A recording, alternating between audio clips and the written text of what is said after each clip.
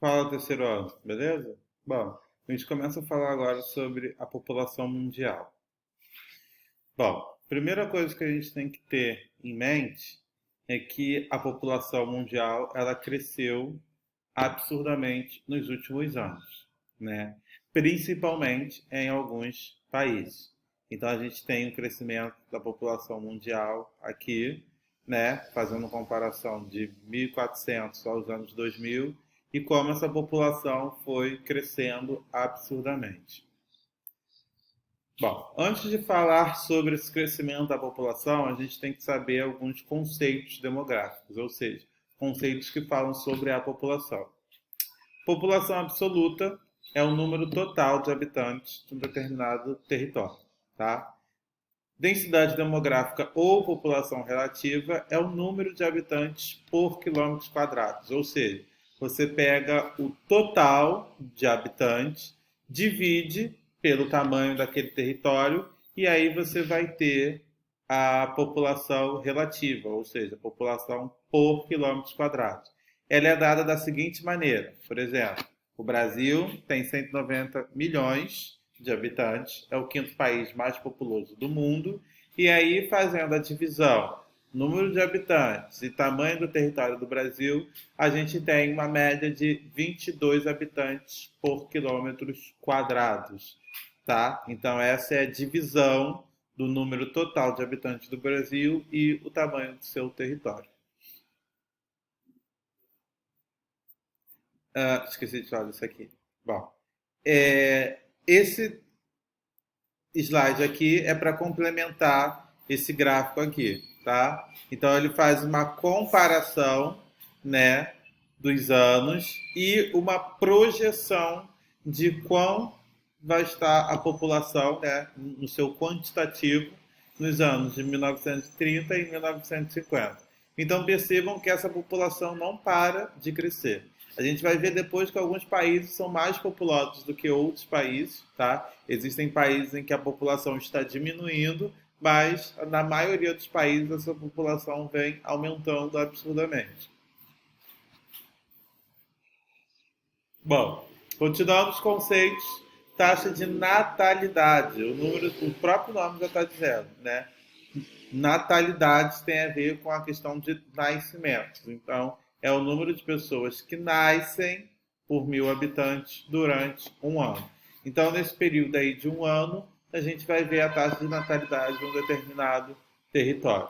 A mesma coisa acontece com a taxa de mortalidade. O próprio nome já está dizendo. Mortalidade, número de óbitos por ano, ou seja, o número de mortes por ano. Crescimento vegetativo ou crescimento natural.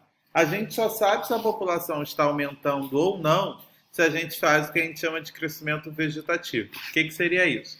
Crescimento vegetativo refere-se ao aumento da população local. É a diferença entre a taxa de natalidade e a taxa de mortalidade no período considerado. Ou seja, né, e aí ele fala, leva-se em consideração também imigrantes e imigrantes. Então, ou seja, a gente vai fazer um balanço entre quantas pessoas nasceram, a taxa de natalidade, e quantas pessoas morreram, a taxa de mortalidade.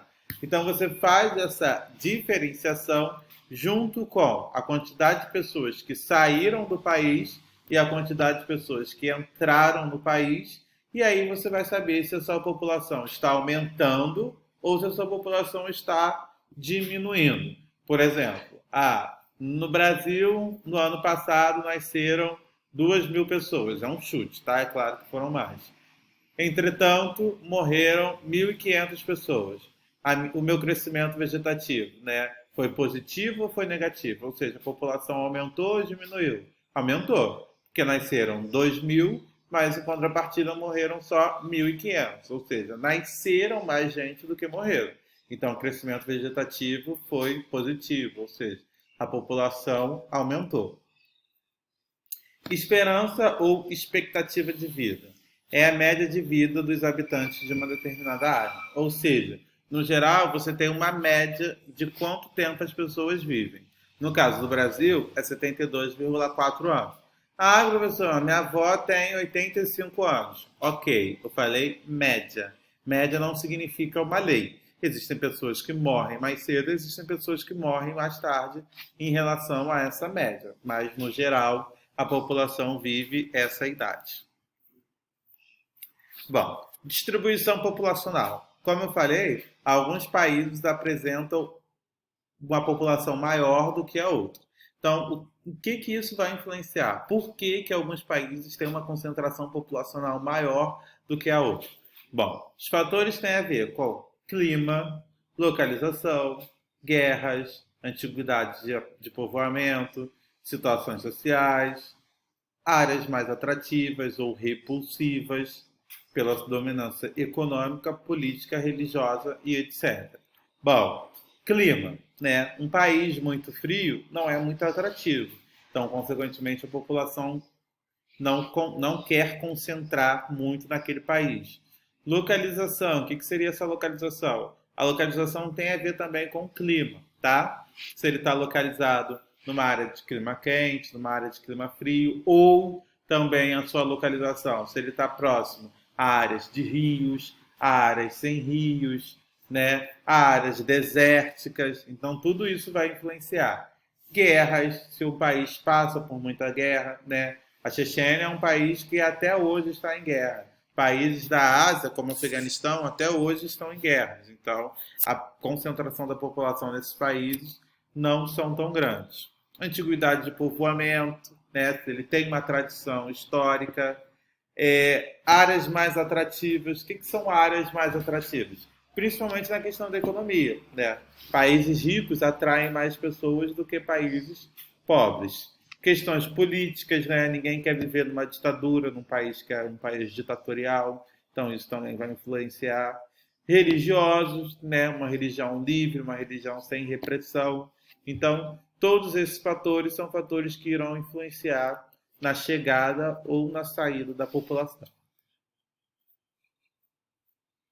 Bom, esse mapa aqui é um mapa onde esses brilhos aqui representam a concentração da população, tá? Então a gente percebe que por mais que os Estados Unidos, né, seja considerado um país desenvolvido e no geral países desenvolvidos não têm uma população tão grande quanto os países subdesenvolvidos, né, a gente tem que levar em consideração que esses países ricos atraem muita população para o seu território, né? Então, a Europa, por exemplo, tem uma taxa de natalidade muito baixa, mas ela tem um processo de migração muito grande. Muita gente quer ir para a Europa por ser um continente rico. Bom, esse crescimento da população, a gente vai ver essa parte na semana que vem, tá? Porque são divididas em 3 partes, senão o vídeo vai ficar muito longo. Não faz sentido eu falar a primeira parte hoje, só falar as outras 2 partes na próxima aula. Então a gente para por aqui, até porque vocês têm que copiar também, tá? E fazer exercício. Então é isso. Vou deixar os slides que querem copiar. Bons estudos. Qualquer dúvida é só perguntar. Tchau, tchau.